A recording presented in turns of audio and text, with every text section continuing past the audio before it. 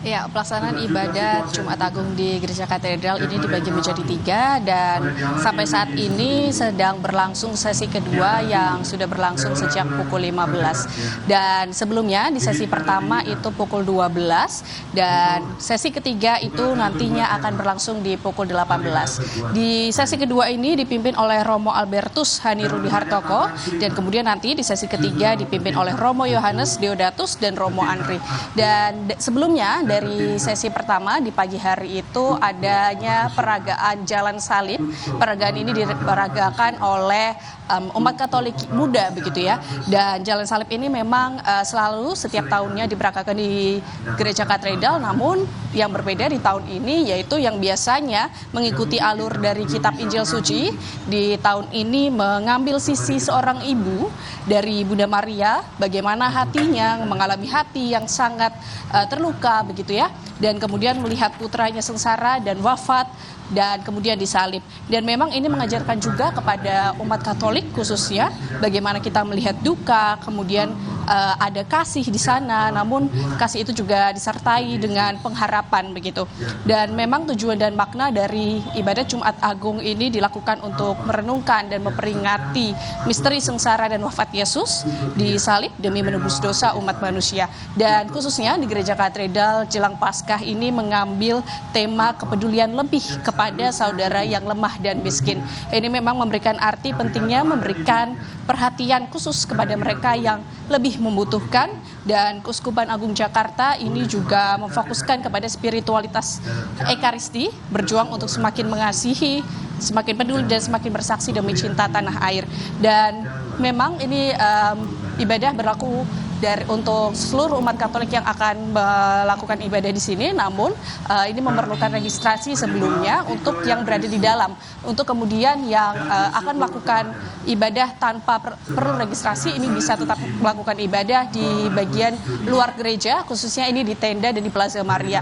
Dan diimbau kepada umat Katolik yang akan melakukan ibadah nanti di sesi ketiga pukul 18 ini bisa datang sebelum 1,5 jam sebelum ibadat dimulai.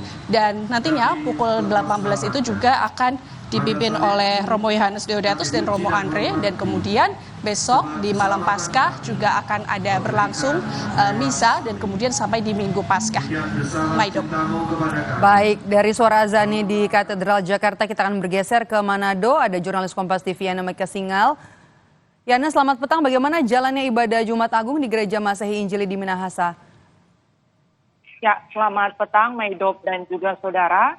Kami informasikan bahwa pelaksanaan Hari Jumat Agung di Kota Manado di sejumlah gereja yang kami pantau sejak pagi tadi sudah berlangsung, dan ada sejumlah gereja yang memang menggelar kegiatan ibadah kebaktian dengan beberapa sesi seperti yang kami pantau tadi di Gereja Masehi Injili di Minahasa Kristus Manado, di mana Gereja Masehi Injili di Minahasa Kristus Manado ini sendiri menggelar ibadah kebaktian perayaan Jumat Agung dalam 3 sesi, di mana sesi pertama dilakukan pada pukul 7 waktu Indonesia Tengah tadi pagi, dan juga pada pukul 10 waktu Indonesia Tengah, dan sore hari ini rencananya akan digelar pada pukul 6 sore, sebentar lagi mungkin akan dimulai. Dan kami pantau seluruh jemaat Gereja Masehi Injili di Minahasa Kristus Manado ini sendiri sudah mengikuti 2 sesi ibadah, baik sesi jam 7 pagi maupun sesi jam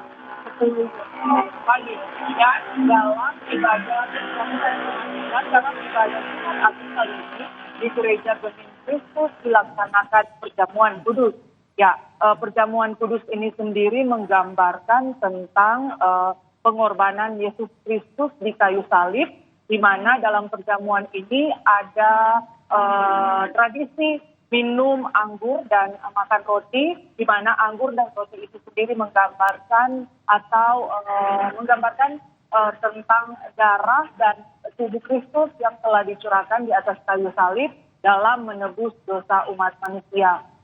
Para jemaat di Gemeng Kristus kami pantau mengikuti dengan khusyuk ibadah sekaligus dirangkaikan dengan perjamuan kudus yang digelar di dalam gereja. Kami pantau memang banyak sekali umat yang hadir, gereja yang memang bertingkat itu beribadah di lantai 2, lantai 3 hingga lantai 4 karena antusias masyarakat atau jemaat untuk mengikuti ibadah perjamuan kudus ini sangat tinggi.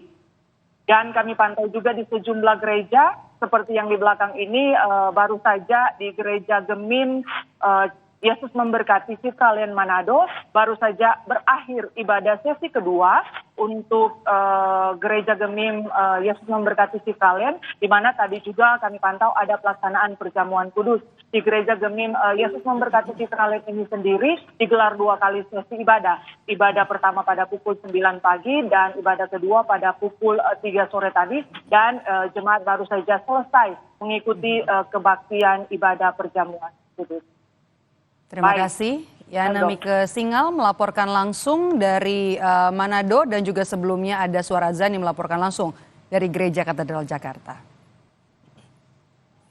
Usai jeda, Kompas Petang kembali dengan informasi seorang wisatawan terjatuh dari wahana bermain di Jatim Park 1 Kota Batu, Jawa Timur. Akibat kejadian ini, korban mengalami cedera di bagian kaki.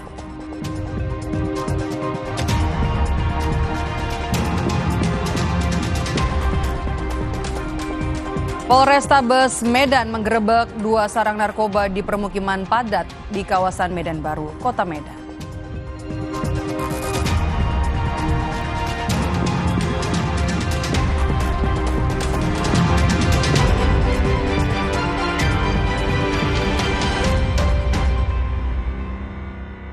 Kopi luwak, pelopor kopi nikmat